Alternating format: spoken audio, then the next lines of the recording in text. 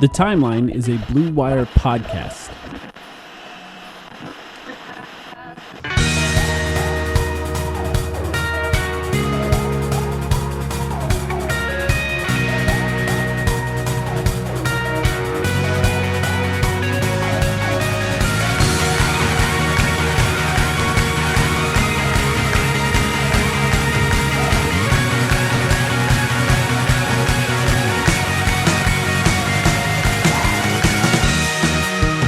Welcome to the Timeline of Phoenix Suns podcast. My name is Mike, here with Sam. How you doing, Sam? Ladies, gentlemen, welcome to hell. We will be your pilots for the next hour, talking about, I don't know, Mike. For like half of our normal audience. For probably half of our normal audience. I don't blame those people who are tuning out. It's kind of difficult at the moment. And this was... Look, man, hopefully we look back and we say that this was rock bottom. But yeah, this was... I mean, it's December 11th. Yeah, this was the week from hell for Suns fans. It really was. It just was. Yeah, it was tough. It's tough. It started with Dallas and Boston, but I think ending it with New Orleans like peaking. They're just absolutely peaking right now. Really was the capper to the week because they're playing really well, and the Suns are, I mean, for one, now we know Devin Booker is injured. Now, the extent to which he was injured previously is up for debate. I think he rolled his ankle pretty badly in the Dallas game and hasn't really played well since then. Now there appears to be some sort of hamstring injury, which you can have a conversation, by the way, of if he wasn't playing with a rolled ankle, maybe he wouldn't have a hamstring injury. But either way, I think we have some sort of answers as to why he was playing the way he was playing, which was just not great. And also Chris Paul coming back, the lack of Jay Crowder, which I do want to talk about actually at this point. And, you know, obviously no Cam Johnson, all of that. It just turned into a horrible week. I think the Suns basically played the best team in the West, which is the Pelicans right now, as of right now, and the best team in the league, which was the Boston Celtics, along with their demons in Dallas, all in the same week, which also coincided with the week where Devin Booker wasn't right. I mean, all of that combined, I think it was just a disaster through and through. It was hell for many, many reasons. By the way, I hope Pelicans fans are enjoying probably what I would describe as their last few months here of being league darlings, because if you look at the way that people are talking about the New Orleans Pelicans right now, they're the first seed in the West. And hey, we said before these two games, by the way, or at least I said, and I think you were right there with me as well, like that's the team to be worried about in the Western Conference right now. I mean, I bet on it. And you did bet on it. And I think, no doubt, if you're going to see any team in the Western Conference Finals this year, it's, I mean, like maybe, you know, the Grizzlies or the Nuggets or someone else makes a scrappy run and like gives them a series in the second round. But barring a catastrophic Zion injury, they're going to be in the Western Conference Finals.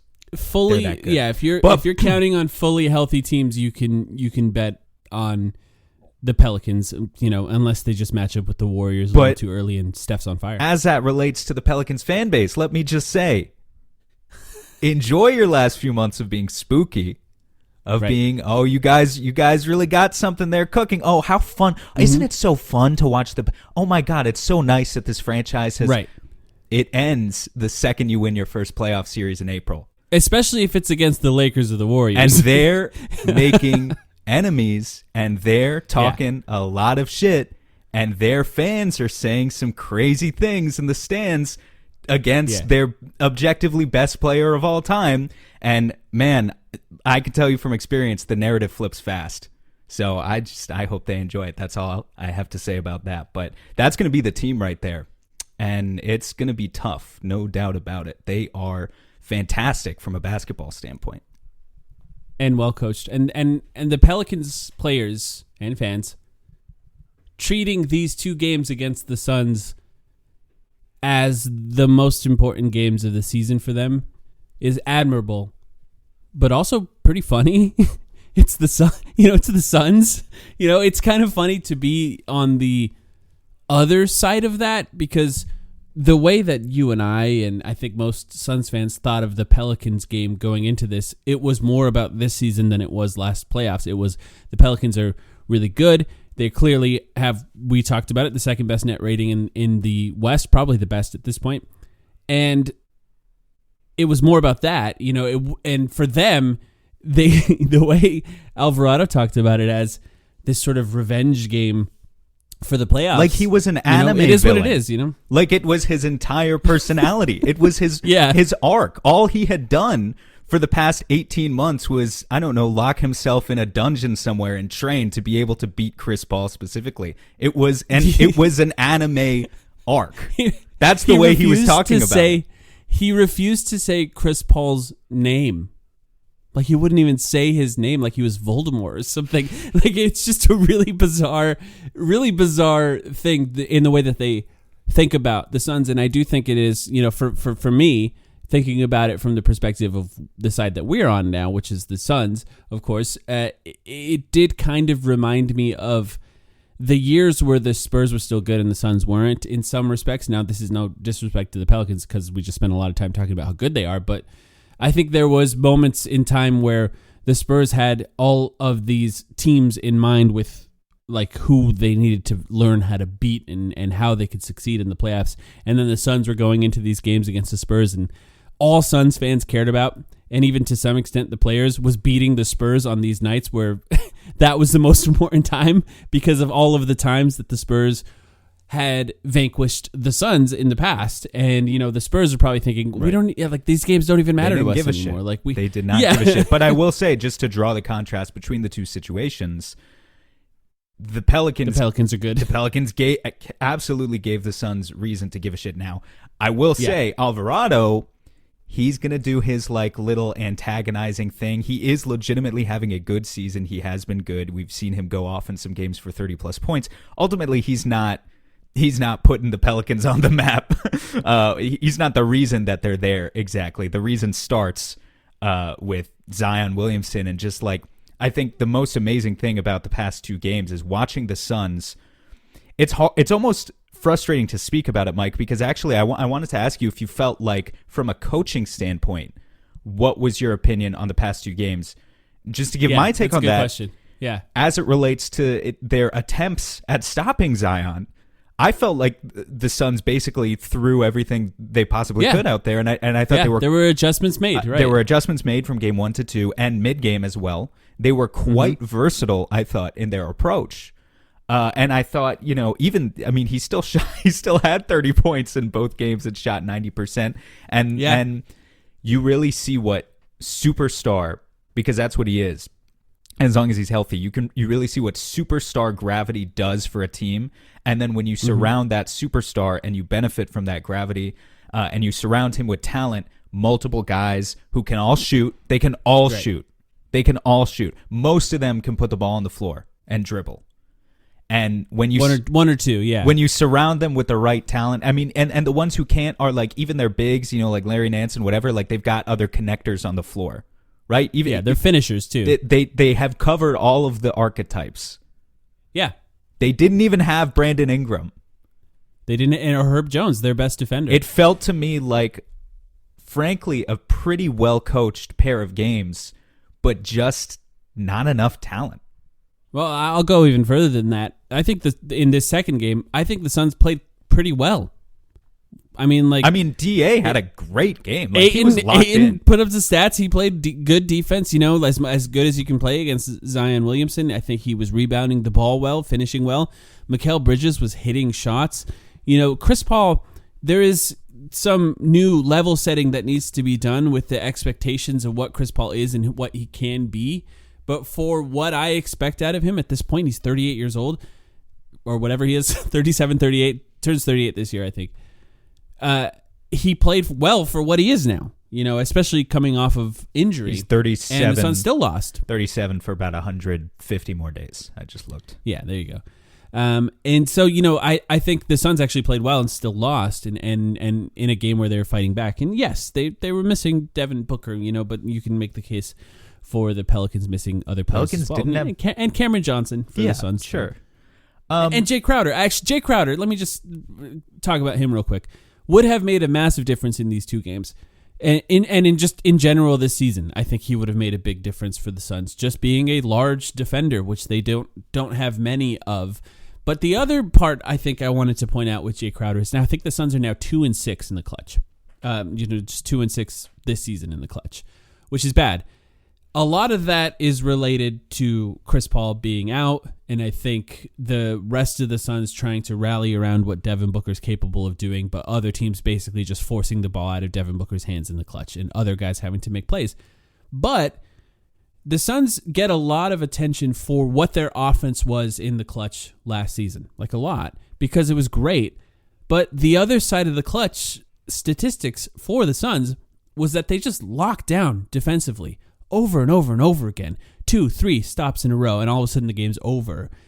And Jay Crowder had a lot to do with that. He made a lot of great plays in the clutch and rarely made mistakes in that area of the game. And him missing for the Suns, outside of just being a guy that you could throw at Zion for a few possessions, is it matters.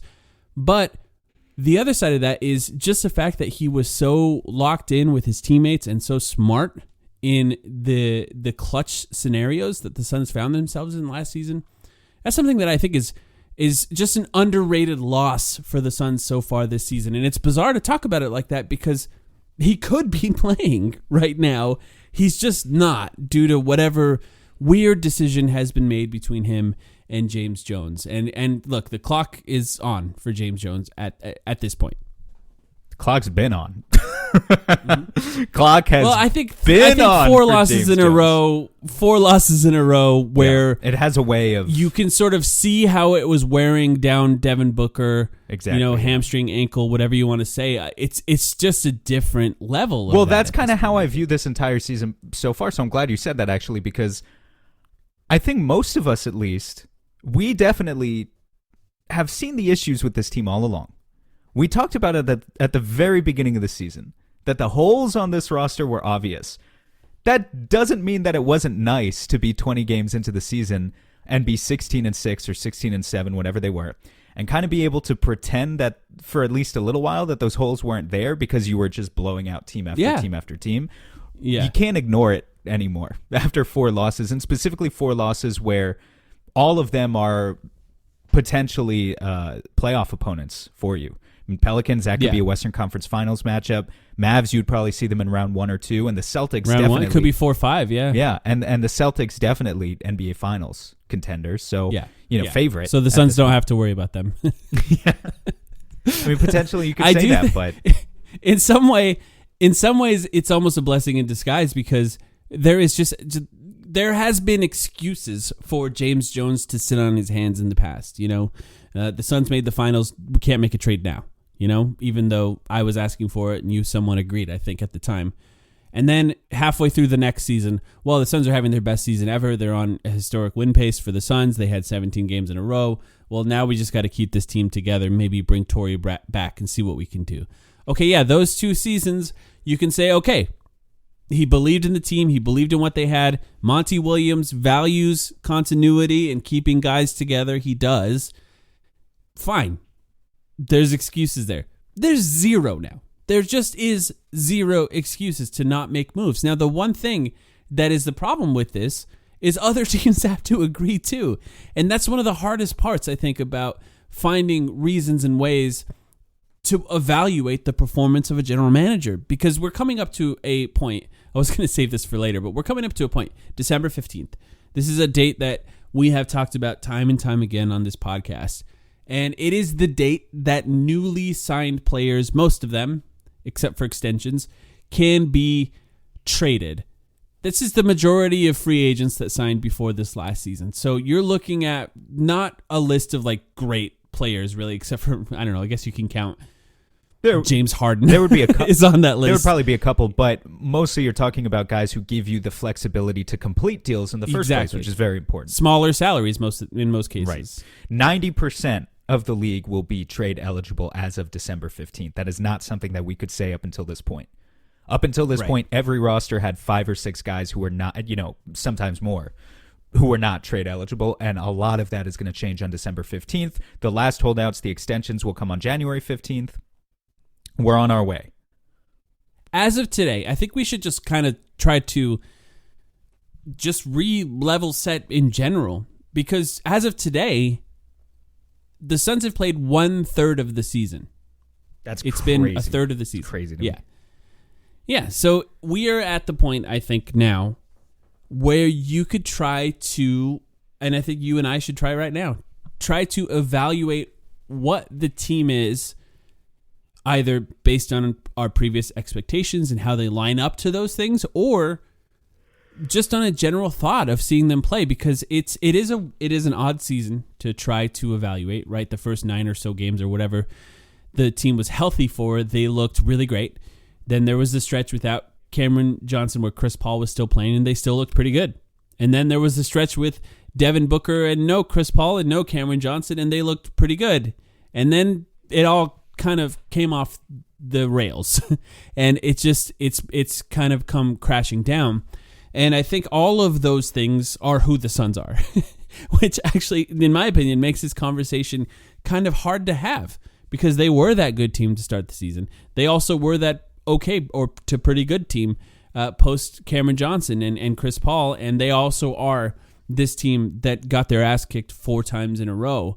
And I think that the interesting thing, I guess I'll ask you. I'll let you go here. Sure. What do you think it is? Just all of that combined, how do you evaluate what this team is now that we see it a third of the season? What do I think the Suns are a third of the way into the season? I mean, I think my evaluation hasn't changed all that much from the beginning, from what I would have told you 2 months ago. And also, once you build up this much of a sample size after 25 games, I tend to trust the stats too. What the stats would tell us right now is that the Suns are a top 5 team in the NBA. That doesn't mean that they are number 1, 2, 3, or 4, however, necessarily, I think the Suns are approaching a point where even if they have all of their guys healthy, and I understand that they haven't, I think they are in the back half of the top tier of teams currently in the NBA, which is to say I think they're really, really good. I think they could rattle off maybe even win streaks of 8, 9, 10 in a row. Once they get Cam Johnson back, they could win a lot of games in the regular season. My honest perspective at this point with where we are right now, if changes do not come, is that there are 3 teams in the league where if you put the Suns up against those teams in a series, those teams are the New Orleans Pelicans, the Boston Celtics, and the Milwaukee Bucks. For me, those are the 3 teams. The list could be different for you. I would not pick the Suns as of today. I would pick them against 26 other teams in the NBA. Interesting.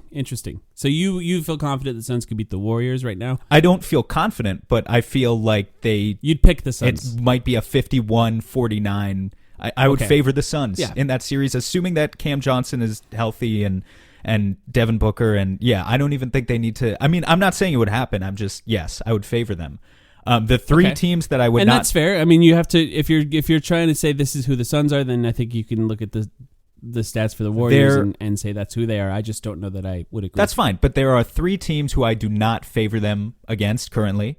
And for those 3 teams specifically, and possibly other teams like you're talking about, possibly against, if possibly against the Warriors, possibly against the Grizzlies, possibly against maybe the Clippers revive themselves finally. Who knows?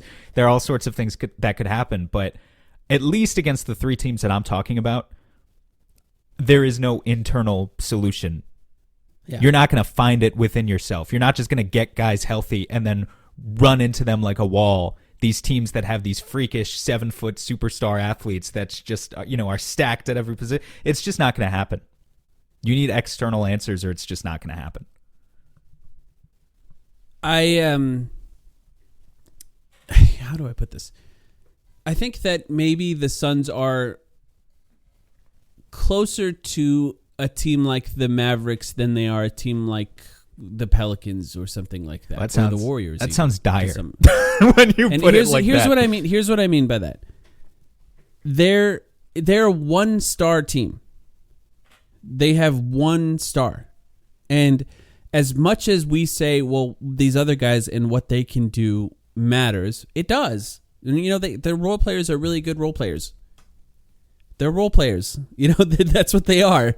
They're just really good ones, So that means that what I think we've seen is that they can tread water without Devin Booker, and I think that's probably the ceiling of what they could do without Devin Booker. they're not garbage. And I think maybe if you're talking about the Mavericks, you can say that the Mavericks may be garbage without Luka. It'll be interesting to see what, if he ever misses time, what they do. But DeAndre and Mikal Bridges are the two. You know, you can say Chris Paul, but look, at some point, if you guys are getting really disappointed at the performance of what Chris Paul is this season, I just don't know what you expected from Chris Paul as he got older. This is what I expected. I expected him to get slightly worse every season that he's been on the Suns until he retires. And I just don't have really high expectations. Every once in a while, he'll turn back the clock and he'll have a great game and you'll be like, wow, Chris Paul's great. And then other times he'll just run pick and rolls. He'll walk the ball up relatively slowly. He'll make the right reads and be like a really good point guard, but not a star. And that's just what he's going to be. I completely agree as it relates to Chris Paul. Just to defend the other guys who you're kind of calling role players a little bit. And, agreed, generally speaking, but if we're drawing a comparison to the Mavs, who are much worse. Yeah, they're better. They're better than them. I mean, Ayton and Bridges combined for 55 points tonight against the Pelicans. Just stressing again, the Pelicans are really fucking good, and what Bridges and Ayton did tonight would be enough against 24, 25 NBA teams. It's not enough. If Booker was playing well, right? Yeah. It's not. I mean, even if Booker wasn't playing, the Suns win. I get what you're saying. The Suns win this game against most NBA teams if everyone plays how they did. Yeah, but they also don't do that every night. Sure. And I think that I think is the main difference. You can get that from them every once in a while. You get that from them. Corey Brewer had a 50-point game. And I'm not comparing them to them, but what I mean is NBA players can pop off on different nights. But the difference between an NBA player popping off on different nights and a star is consistency. That's the biggest difference. And I just don't. I think that we sort of need to. To me, I think that we have. I can be confident that the Suns are a one-star team. And if you believe that one of those other guys can turn into a star, you have higher confidence in them than me. And, that can be tough depending on how you evaluate them. I know there are people that think Ayton could be it. I know there are people who think Mikal Bridges can be it. I think if you look at what the Suns are right now, they're not. And I think that's kind of how we have to look at it. And, you look at other teams in the league. We talk about the Boston Celtics. Jason Tatum, lead for MVP. He has a teammate averaging 27 points a game. If you look at even the Cavs right now with your favorite Donovan Mitchell. Mike's Cavs. The listeners of the timeline always give me shit when I try and talk up other teams. Well, these are Mike's Cavs, baby. It helps when your other team is in the East, I feel like. People are less angry about it. Probably. But you look at the Cavs and you think, I keep thinking, wow, Donovan Mitchell's playing well, but he's like not playing that well when I watch him. And then I look at his stats and he's averaging like 27 points a game. And then you look at his teammate could average 25 and 10. That's like a real thing that he could do. He's playing with another guy who can average 25 and 10. And then Zion is Zion, and then he has Brandon Ingram, right? And then he has Jose Alvarado if you're Bill Simmons. Well, he has CJ because he's a star. He does have CJ McCollum. He does have CJ McCollum. Yeah, and the Suns don't really have that. And there are moves that can be made. There are things that can be done. Well, just to demonstrate, to recycle a stat that I tweeted earlier that I think like some other people have probably seen from various sources at this point, but obviously there's a lot about Kyle Kuzma going around right now. I don't know if you wanted to like specifically talk about it at some point in the pod. We don't need to do it right this second. Kuzma's going off, though. He's averaging 21 points per game this season. Mm-hmm. Devin Booker, I thought this was insane. Like, it's logical when you think about it, when you actually go through each season in Booker's career. But Devin Booker has never had a teammate who scores as much as Kyle Kuzma is averaging this season. 21.4 points per game as of this morning was the exact stat.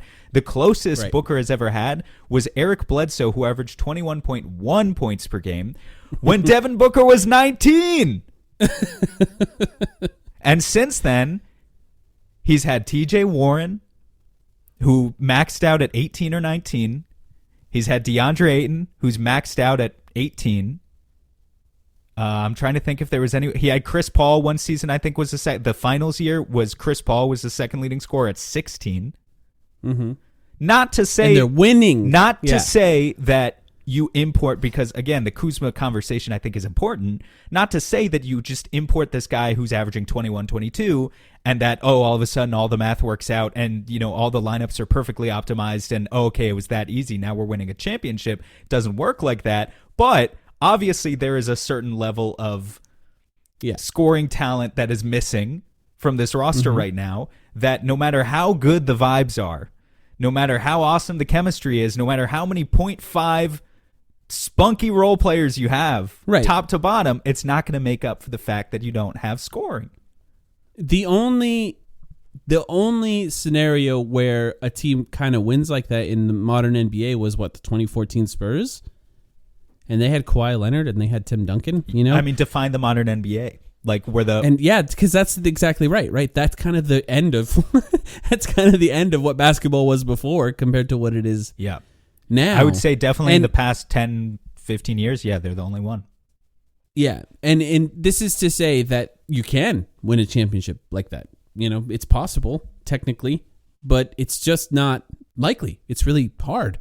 And I think when trying to figure out what the Suns, there's two questions, I guess. You can ask what the Suns can do. I think we should now at some point switch over to a conversation of what the challenges are in improving this team internally, externally, however you want to cover that. But also, I think to properly set your expectations or my expectations about what the Suns are, I do feel like I almost have to remind myself that they are a team that has one All-Star and really a bunch of players who have essentially no chance of making an All-Star team this year.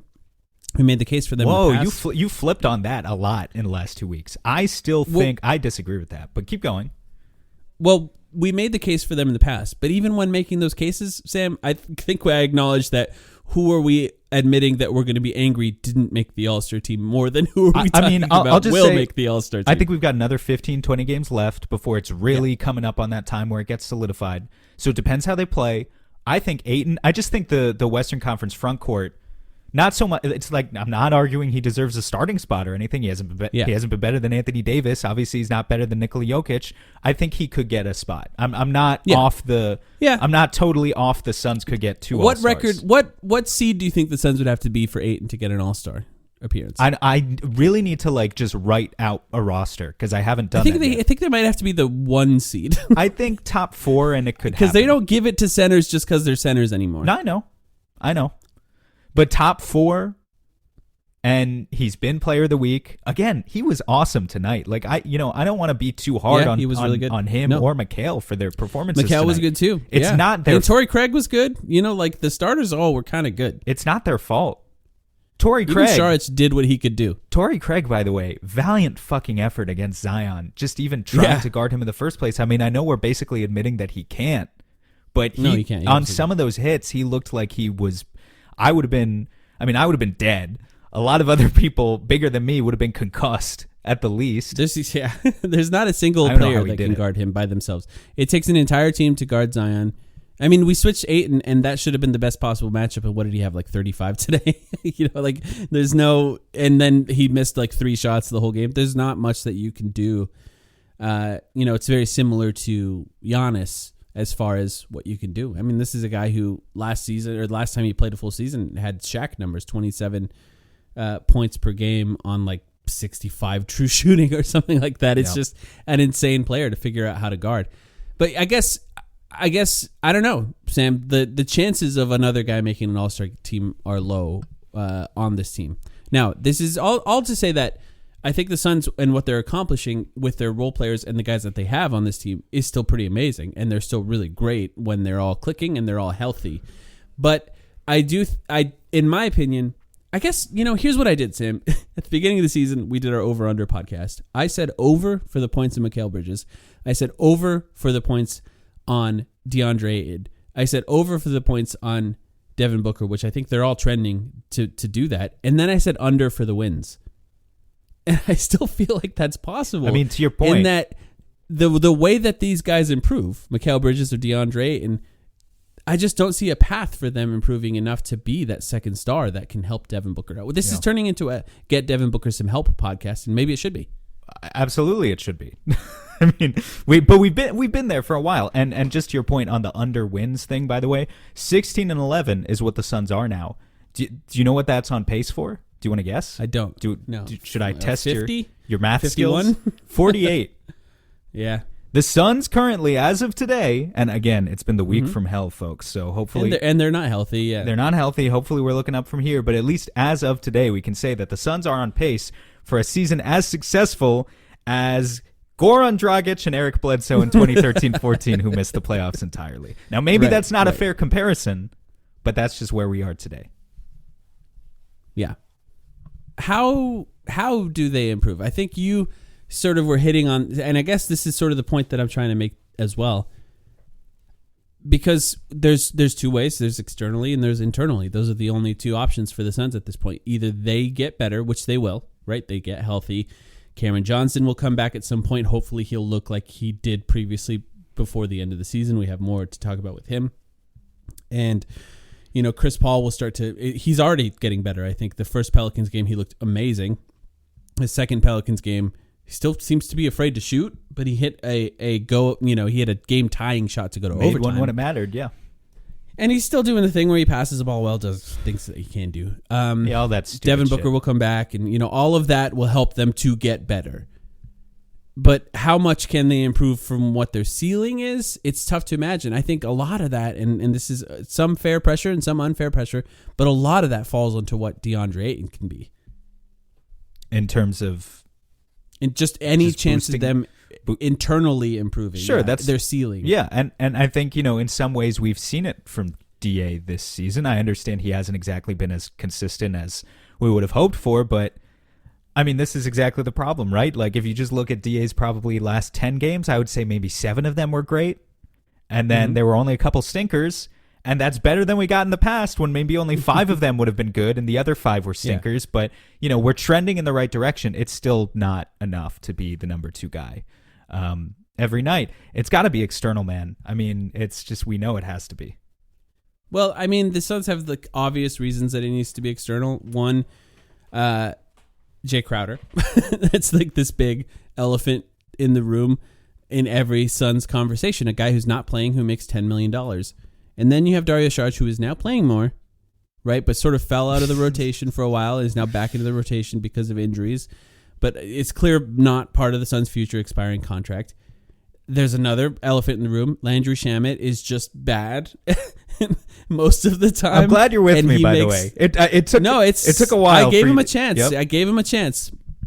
And, he's just not earning it. It's just, I think what drives me insane is, if he's playing hard on defense, which he does most of the time, and he's got defensive limitations, but he plays hard on defense, and launches threes, then we're fine.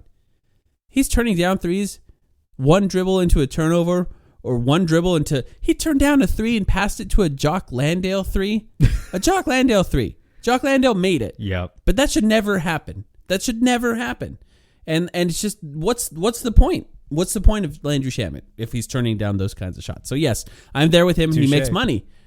He makes money. So, right, he's there. He makes money. So that means they have, $25 million of salary, $30 million of salary, basically, that they can work with. And I think the question is, it's tough, right? I think there's two other things I think to talk about with this conversation, but let's focus on this one first. The West is kind of wide open. And that means that a bunch of teams are going to try to make trades to go on this stretch run on the second half of the season. It's not just the Suns. No. The trade market is going to be robust this season because there's just no clear favorite in the West. Yeah, there's I don't know. You could say it's the Pelicans, but you're going to be relying on Zion to stay healthy. Right, exactly, which is why every team, including the Suns, should absolutely continue to believe that they have a shot. They do have a shot. But yeah, here we are, and I had to just double-check the standings real quick as of where they are today. 11 teams, the 11th seed in the West, the Minnesota Timberwolves, are 500. Every team above them, obviously, that means is 500. So that leaves us the Thunder, the Lakers, and the Lakers probably think that they're still in it because they got some good games out of Anthony Davis. But so the Thunder, the Lakers, the Spurs, and the Rockets. Is anyone else going to be selling? Yeah, it's tough. You know? Right. On the West, I don't know. Then you have teams that are struggling in the East. Atlanta, I think, is an interesting one. Washington, of course, we're going to talk about in a second as far as what they could do. And then all of these teams that are buying, which means the market does not favor the buyers. There's a lot of them. And it's a tough situation to be in, one. And two, this is not a fun one to say, but there's been multiple reports about the Suns and trade markets with the Suns that indicate that they are having trouble in the trade market because they're for sale. And that means that it's difficult to do anything that has long-term implications, because as it stands right now, they're for sale as is. An owner is looking at them and considering buying them. And yeah, I don't think an owner is going to change their mind based on the trading of a first-round pick. I would really But I do not. think maybe the person selling the Suns are probably thinking, hey, let's not do anything too crazy before we sell this team. I don't want anything to rock the boat. This is a $3 billion purchase, potentially. And that there's just been enough reports now where you have to kind of believe that that's true. I believe that there is an element of truth to it. On the other hand, you're talking about buyers and sellers markets. You want to talk about real market scarcity. How often is an NBA team for sale? And we are already seeing reports of a lot of interested bidders throwing down their bids for the Suns, including from some unsavory characters. We don't have to talk about that aspect How of it funny today. is it? No, we don't have to talk about it today. I don't want to get into No, that. not that. But how funny is it that we are at the point where we're like, why won't Robert Sarver let us trade this first-round pick? It sucks. No, it sucks. But just to counteract This is a guy who we've been mad at trading first-round picks for the entire time he's owned the team. To counteract and now it, we're though. at the point where he's selling the team, and we need him to allow the Suns to sell essentially a first-round pick for another player. I think he will, because if you've got 8 groups, I don't know exactly how many there are. If you have 6 or 8 groups of wealthy investors that are putting down bids of, this one's throwing down $2 billion, $2.5 billion, here we have $3 billion, all with the interest of purchasing the Suns.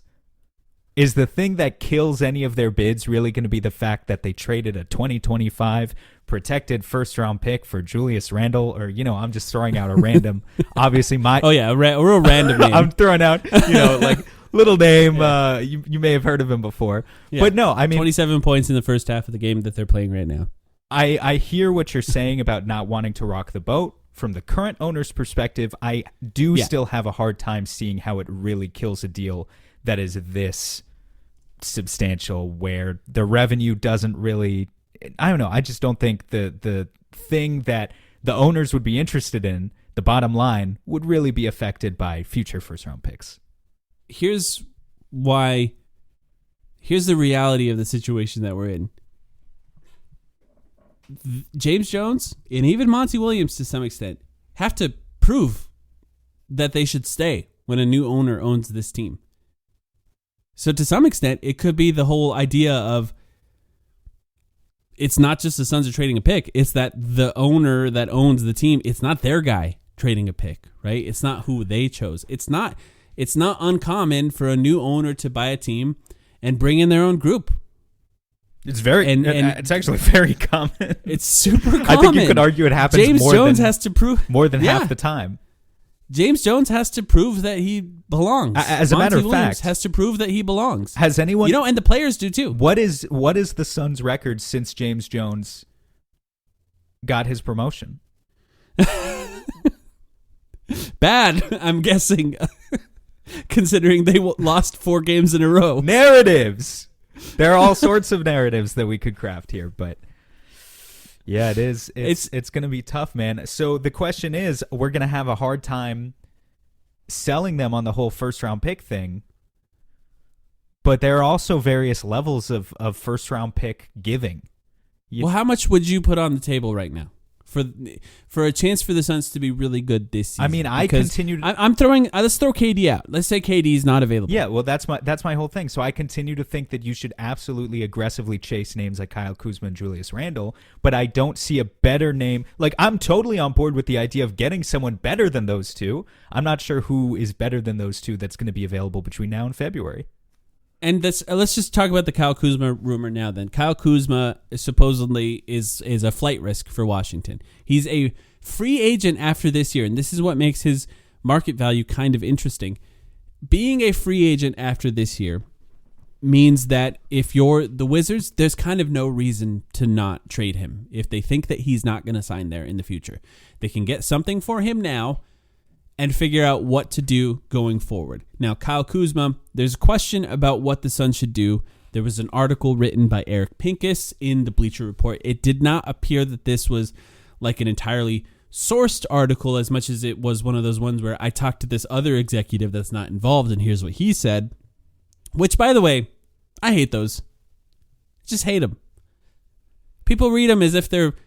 It's just not a report. It's just like, here's the gossip I heard from this guy who's slightly more connected than me. It's slop season, man. Like, we know it's slop, but I mean, it gives us something to talk about. Get ready for 2 months of it. The question at hand is, in this article, is the Suns could put something together with Cameron Johnson to trade for Kyle Kuzma.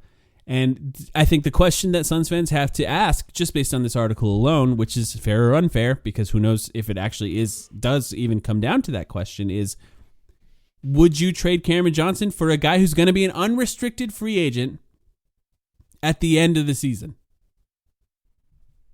Are you asking? Who is a good player? Are you asking and me, a good or fit? is that just a rhetorical question? No, what do you think? I wouldn't.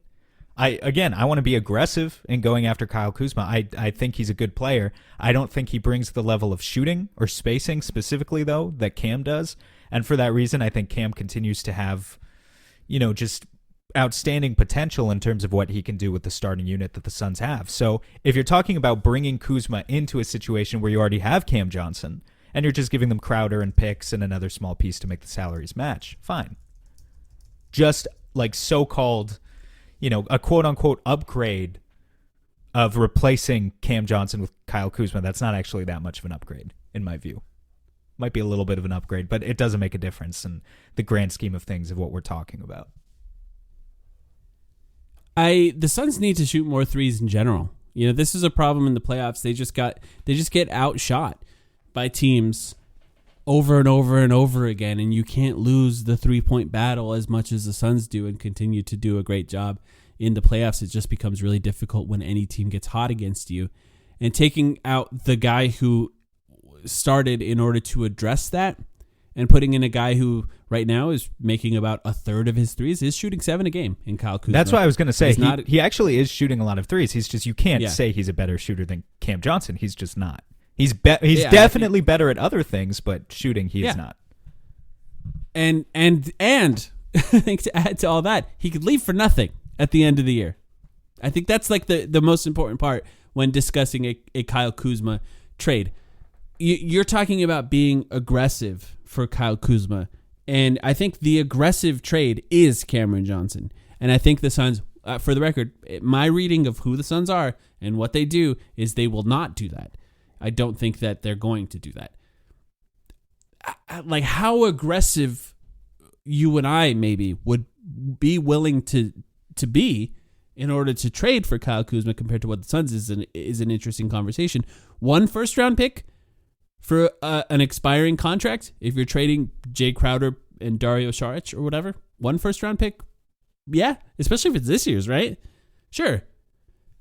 Then you can decide who you want to pay at the end of the season. Kyle Kuzma or Cameron Johnson. You have a chance to see both of them. I'm 100% on board with that. Yeah, I think it gets more difficult. 2? Well, that's yeah. Naturally, we or go like from a 2027 1 to 2, pick, right? Yeah. Like push it out even further. He's an unrestricted free agent. This is what becomes really difficult in the conversation. I'd put a first round pick. I think I would even be willing to push it out maybe a year or 2 in the future, which yes makes other trades harder. But you can do first available picks. You can do different things to try to mitigate that. The Suns can figure out a way to still have some flexibility moving forward, even if they push the pick out a little further. But the question is Kyle Kuzma what you want to do this for? And I think for the Suns, to push your assets in the middle of the table in Cameron Johnson at the very least, for Kyle Kuzma, it just feels a little short-sighted to me.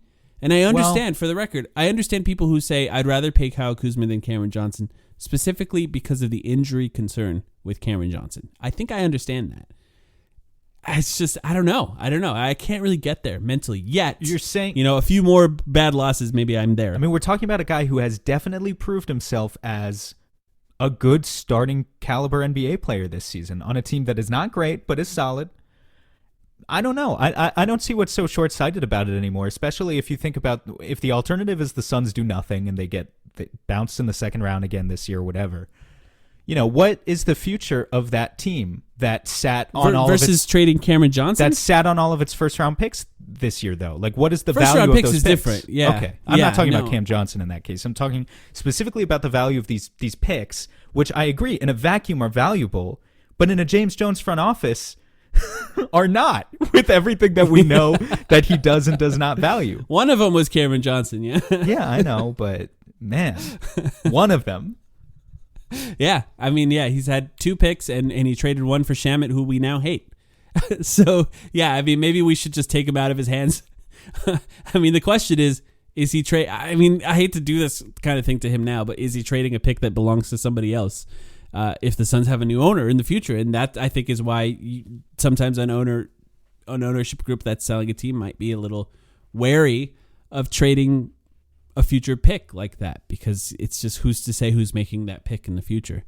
And that's a tough conversation to be had. Now, okay, so I think we're both willing to put a first on the table for Kuzma.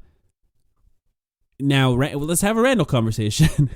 When you first introduced the idea of Julius Randle on this podcast, many years ago, no, yeah, it feels like in the preseason. Right? Yeah, I've aged at least a year since then, personally, based on the last 4 games alone.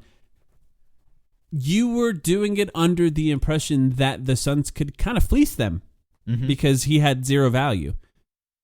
He has more value. He's playing well now. He's actually doing the thing that I thought he was always capable of doing, which on the one hand, and now that's not to say he's first team All-NBA level right now, but no, if you've been keeping track, Julius Randle actually, in terms of his 3 seasons as a New York Knick right now, and I think this just makes sense given that he's playing next to Jalen Brunson, who's actually another talented player, his true shooting percentage is the highest it's ever been for as long as he's been a member of the Knicks. He's at 59% on 22 points per game. A lot of elements of his game seem to have been reformed, including the shot as well over the past couple months, and he is more or less consistently. I don't know if I would say consistently because it really isn't an every night thing, but you are seeing the box scores of the Knicks are winning games when Julius Randle is scoring 25 or 30 plus points. They're not He's just shooting a ton of threes. They're not just empty stats. I think. Yeah. 6.9. I mean, another Kuzma type. He's not career high. He's not the shooter that Cam Johnson is, no doubt about it. But he takes 6.9 3-point attempts per game at 34%. That's not bad. That's not that to me doesn't scream a player who is incapable of coexisting with DeAndre Ayton on the floor at the same time. Exactly.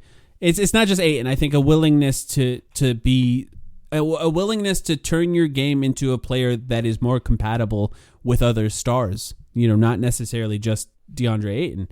Like Devin Booker. If he shoots a lot of threes, it helps Devin Booker out too. If he were on the Suns, and at this point, I think the question of what his value is compared to what the Suns would be willing to give up is kind of an interesting question, though. Because now, would you give up a first-round pick for Julius Randle? I think we can have the same conversation. I think I'd be willing to give up this year's first-round pick pretty easily, personally, especially because he's signed for multiple years. It's not just this season, like Kyle Kuzma. It's multiple years for him. He's got he's got 3 years left, I think. He's got 3 years left, again, including this year.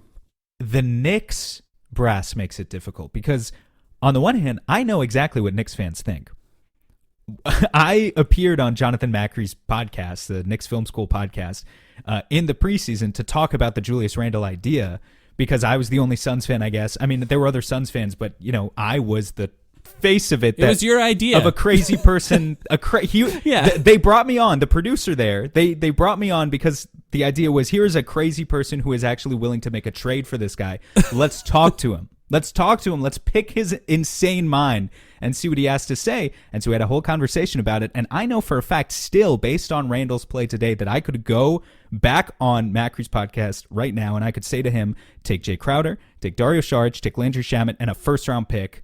Or I guess not exactly that, because I think his salary is $24 million. So it would be like Crowder, Shamet, and Torrey Craig or something in a first-round pick. They would say yes. They just want a first-round pick. That's what Knicks fans think. Yeah. I have no idea what their front office thinks, because again, the issue is they're 500. They're playing 500 basketball. They could trick themselves very well, knowing that it's the Knicks, into the idea that they don't need to free up minutes and touches and more reps for all of their young players and truly commit to developing here, which is what they would be doing if they traded Julius effectively. They want to make another run at a 6th or 7th seed in the Eastern Conference. And if that's the case, I think even more than that, Sam, they have a boatload of picks, and Julius Randle makes a high salary. They want to upgrade. What are they going to upgrade for? They're gonna save his salary to go star shopping at some point. I think that's what they're gonna try to convince themselves that they can do. I'm not saying it's gonna work, but they're gonna be in every rumor that you could possibly. In fact, they were in the Kyle Kuzma rumor. In fact, actually, interestingly, if Kyle Kuzma goes to other teams, I think there's a chance that the Suns sneak in as a third team to try and get other players. For example, the Kings are interested in Kyle Kuzma. If Harrison Barnes is moved in a Kyle Kuzma trade, I could see the Suns trying to sneak in and find a way to get Harrison Barnes and send Jay Crowder to the Wizards in that case, and maybe same if Kyle Kuzma goes to New York somehow, maybe the Suns can figure out a way to get Julius Randle out of that. There are other ways for things to happen here that are 3-team trades, but I think the Knicks, they have like 8-9 first-round picks that they can trade or something like that. It was all talked about during the Donovan Mitchell saga that led to him being traded to the Cavs, and I think they're still kind of looking for someone like that to be maybe a little maybe they're waiting for Devin Booker to get mad. I mean, again, at not having help. They are the franchise that I have so much trouble putting my finger on and taking their pulse and understanding exactly what they want to do, because if you look elsewhere around the league or in terms of other rumors, like supposedly Emmanuel Quickley is on the trade block for them. He could be had for a first-round pick. Cam Reddish. See, to me, that sounds like when the Suns traded DeAnthony Melton with Josh Jackson because they just wanted to get rid of Josh Jackson or something. Well, I don't know who the player here would be that they just want to get rid of. You're talking about Randall? Fournier. Fournier. Yeah, I mean, that's fair. That's fair. How many years? It's like a sweetener. How many years are left on Fournier's deal? 1? I think just 1. Yeah, contract was in. He's got a team option for 24-25, so really it's just 1. He's got 1 year left at 18, which is horrible. It's horrible. I remember you and I talking about Evan Fournier before he was signed to the Knicks, and we were like, maybe this is a guy that could sign for the mid-level. The Suns could look at him for a mid-level. I'm still not entirely. And then he signed for $20 million on the Knicks. What were they thinking? Okay, but what were they thinking? I'm still not entirely convinced that he is completely cooked. I still think there might be some value out of Evan. Like, to me, if the Suns acquired Evan Fournier right now, which I'm not saying that they should do, but if they did, I think at worst he's a Landry Shamet who's more expensive, which I get would suck as a bullet to have to bite. But at his best, I do think you get a guy who could give you 14, 15 points per game there as a high volume 3-point shooter who's not giving you all too much in the way of defense or even playmaking at this point in his career, but is it better than Shamet? Yes, it is. So, I think there's maybe a third guard situation out there somewhere for Evan Fournier that could exist. I could see it. Yeah. I don't know if I agree with that, but I think his defense might be awful. And, as much as we attack Landry Shamet, at least he tries defensively. I do think that Evan Fournier, and look, we're way off the rails now talking about Evan Fournier, but Evan Fournier. Everyone go Google Fournier. He's kind of a broke man's Devin Booker. Don't do that. In a way. I forgot about that. Sorry. In that you should be able to plug Evan Fournier into a lot of the Devin Booker plays, and he would do relatively okay at a lot of those plays because he has a bad version of a similar skill set as Devin Booker. But yeah. We're talking about Evan Fournier in the Suns offense right now. We're cooked. Pelicans in 5. We're cooked. Mavs in 6. Like, what are we talking about? We need to set our sights. The Pelicans in 5, and then Jose Alvarado can finally stop thinking about the Suns like he does, working out every single day to a montage of watching the Suns eliminate the Pelicans in Chris Paul's 14 for 14 game. You know, good news for Alvarado. Chris Paul's old. Yeah. Alvarado is going to win that battle at some point. Chris Paul's going to be out of the league. Ironically, though, Alvarado, if he should like any player, it should be Chris Paul, right? I mean, like, he's kind of a similar...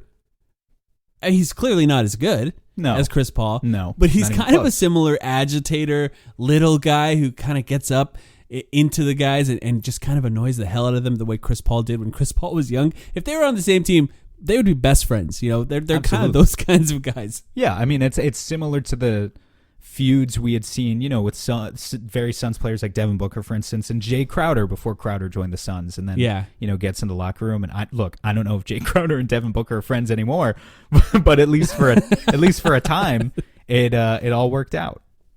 What do you think Jay Crowder's thinking watching the Suns get smacked 3 games in a row? You think he's happy, or you think he's sad that he can't be out there helping his teammates? I think he's probably happy, man. Right? Because he's like, this proves I'm the most important player on the Suns. Yeah, but I don't know. I mean, then there's that other element. It's, you know, I understand it's a business decision for him. So, like, do I think he's an Alvarado character who's in the gym 18 hours a day just thinking about thinking about the Pelicans? He's doing are box jumps because he's going to get back out there on the court and he's going to posterize Cam Johnson with whatever team he plays for next. No, I don't think it's necessarily like that with Jay Crowder. I think he's probably still friends with a decent amount of these guys as a matter of fact, but yeah, it's a business decision and a shitty one at that, but that's just how it is. For those of you who stuck around and listened to all this, sorry for the doom and gloom. But, you know, sometimes you need to do this. What's the doom and gloom aspect of it? You know, like, I think, honestly, man, after for a week in which they lost 4 games in a row, some of them horribly. We traded the whole team on our Patreon podcast. Okay, but that was we traded every player. First of all, that was fun. I had a lot of fun doing that. I don't regret it one bit. And also, it was a great time. It was a joke. It was a joke. Yeah. It was meant to be lighthearted for, you know, because we figured the people. I meant every single thing I said. The people who subscribe to the Patreon are more gentle about those types of things, I think. Yeah, I had a fun time with that. I don't regret it. The Suns play the Rockets on Tuesday. And that's good, right? If they lose to the Rockets, feel free to fully hit the panic button. That's 2 days before December 15th. On December 15th, they play the struggling Los Angeles Clippers, a team that, I mean, arguably at this point you could say the Suns are a struggling team as well. They are. But the Clippers are as well. And then I hate to break this to you, Sam, on the 17th. Yeah, I'm so sick of them. I'm so sick of them already, dude. They play the New Orleans Pelicans, this one at home. Well, at the very least. Let's just talk about it from a strategic perspective for a second, though. Like, what's nice about it is you're down 2-1 in this Pelicans series. You'll be done with it by next Saturday. And so let's say the trade doesn't come until January or February, which, if we know, stemming from most NBA seasons, it tends to play out that way. You know, just December 15th is not a day where a bunch of trades happen all of a sudden. No, it's usually sometimes there is a trade or two that happens after December 15th. Usually 97% of the trades that occur before the trade deadline occur in the 48 hours. 2 minutes before. In the 48 hours before the trade deadline. Like, half of them are in the hour before. So it would be nice to get the season series against the Pelicans out of the way and then go into a potential playoff series with a different team. That, in my view, is an advantage for the Suns that would be pretty cool to see, actually. You don't want to see Kyle Kuzma guarding Zion Williamson on Saturday, December 17th? Not especially. I mean, even if they made the trade on December 15th, Kuzma would not be ready to go by December 17th. I think probably. That's right. Who knows if... I mean, at this point, we don't even know if Devin Booker's going to be ready to go he'll be ready to go. You got to pass the physical. You got to fly over. Yep. You got to clear a bunch of... You have to pass the "Will you be allowed to date my daughter?" test by Monty Williams, which is a very important. Before he gives you any minutes, before he gives you minutes, before he gives you a contract. I think that's important. How about, in fact, if you pass that test, you can get a contract without even playing minutes. You know who we haven't mentioned once on this pod, who I think we should give a shout out for what was a good week for him, actually. Yeah. In the midst of the Suns were in hell this week, but Josh Okogie was in heaven. And by that, he's I mean, earning minutes. By that, Landry I mean, Shamet played way too much in this last game, in my opinion. I think Josh Okogie should have played more. But he had a career Josh high. Okogie's earning minutes. He had a career high in that Boston game. He had some threes, which was embarrassing. Multiple threes. Yep. Monty in the presser after that game came out and said, "Yeah, I got to find time for him because he's earning these minutes." His defense continues to be awesome. Obviously, a flawed player. Not trying to talk this up too much at all. You know, like Josh Okogie, he is what he is. But I've had fun watching him play this week in what otherwise was a very difficult week. So shout out, salute to you, Josh Okogie. Thank you. I think at the very least, he gives a shit. He gives a shit, and he's earned his minutes. You know, the Suns are missing Jay Crowder. Obviously, they need sort of an instigator. Josh Okogie's not that, by the way. Just a quick stat I wanted to look up. Josh Okogie shooting 33% on pull-up threes and 21% on catch-and-shoot threes. Nice. Very small sample size of everything, but part of me wonders is if he should only shoot threes off the dribble because it just looks better when he does do it for some reason. And some guy like Luka shoots better threes off the dribble than he does catch and shoot. Some guys just are better at that than they are the other thing. So it is what it is. But there was a concept that we talked about on the Discord of 3-and-knee guys. This is a new thing that we're going to talk about. These are instigators who shoot threes, but also will get in there and maybe knee a guy. 3-and-knee is fantastic. That is exceptional. Isn't it great?